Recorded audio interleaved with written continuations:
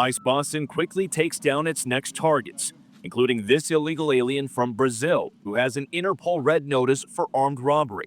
This Salvadoran illegal alien charged locally with rape and released by a sanctuary jurisdiction. Yo, ¿cómo se llama? And this Dominican illegal alien charged with assault with a deadly weapon and heroin trafficking. Officers also arrested this Guatemalan MS-13 gang member facing gun charges. ICE says he was released from local custody just the day before. Their detainer request was ignored because of sanctuary policies. And in a sign of shifting priorities with the new Trump administration, this man, who was in the same apartment as the target, was also arrested after ICE determined he's also in the U.S. illegally. So Donald Trump has only been in office a couple of days, and ICE is already hitting on the ground streets, arresting people, getting illegal immigrants out of here, getting criminals out of here. Let's take a look right now and see what's going on. Sheesh. They're wasting no time. And ICE is making nearly 500 arrests in the span of just 33 hours.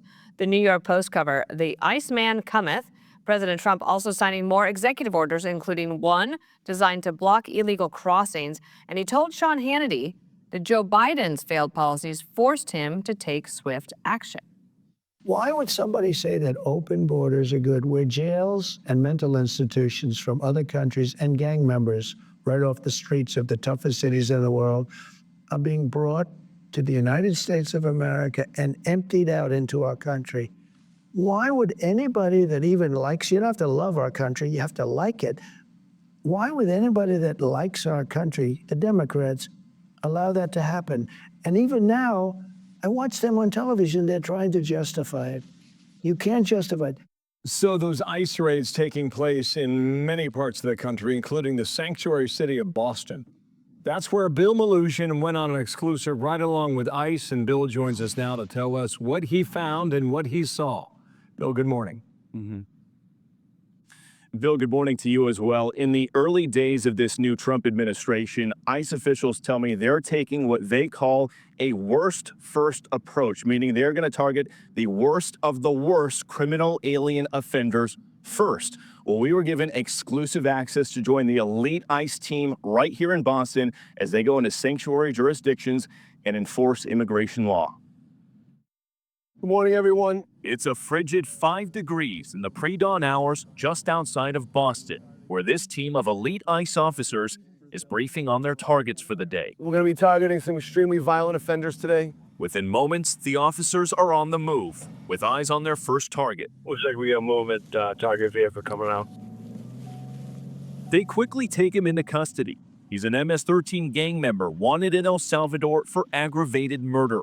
And he has an Interpol red notice out for his arrest. We are targeting very violent threats to our community. I'm not going back to Haiti. One of those threats is this illegal alien from Haiti.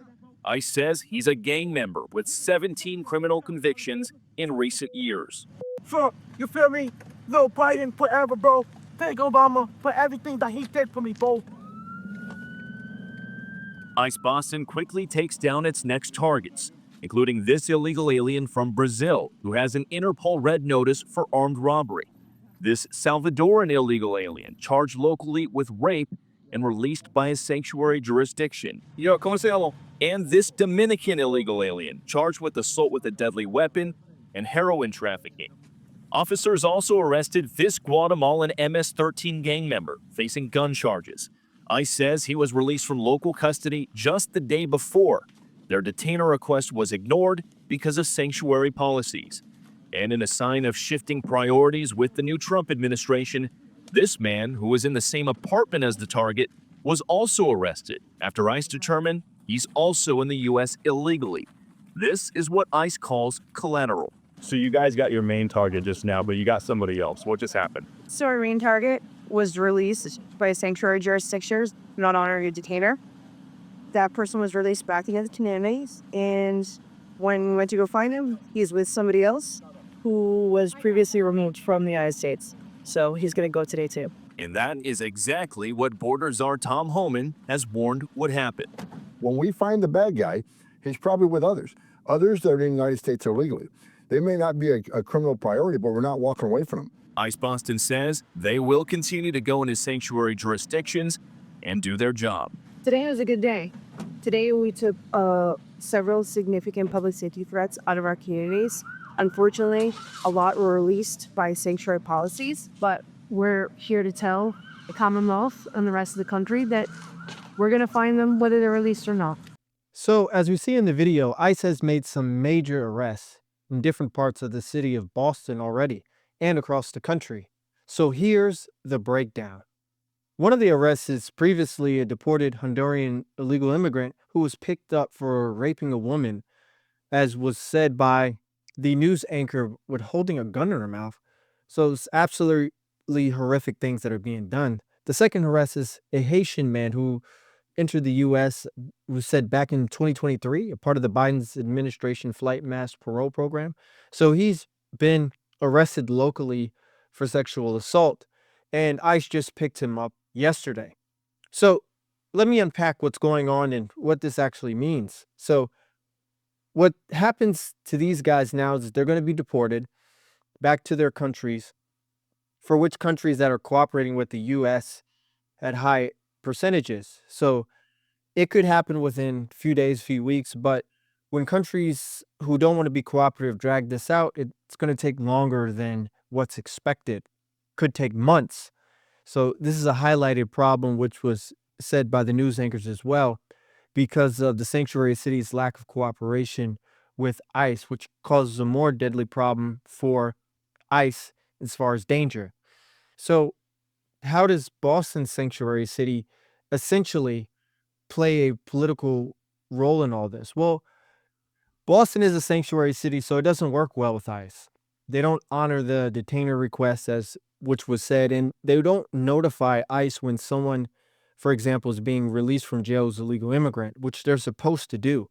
So Boston hasn't been cooperative at all. And here's the kicker of it all. ICE doesn't need permission, like that was said. The administration says it doesn't need permission and it doesn't matter because they're going to continue to do what they need to do no matter what. ICE has their own intelligence teams working in the field, and they're tracking people down and doing everything that they need to do to apprehend these individuals. So, as noted, as was said in the video, ICE was going after MS-13 members, people with sexual assault cases open. And the one MS-13 member that they went after, not only did they arrest him, but they also found another illegal alien in the same apartment. So that was a second guy. And you see he was arrested. And nevertheless, he was kind of combative, but ICE arrested him, no problem. So here's the takeaways. The sanctuary cities may sound good in theory, but in practice, they're just backfiring and making enforcement harder and more dangerous for ICE and law enforcement.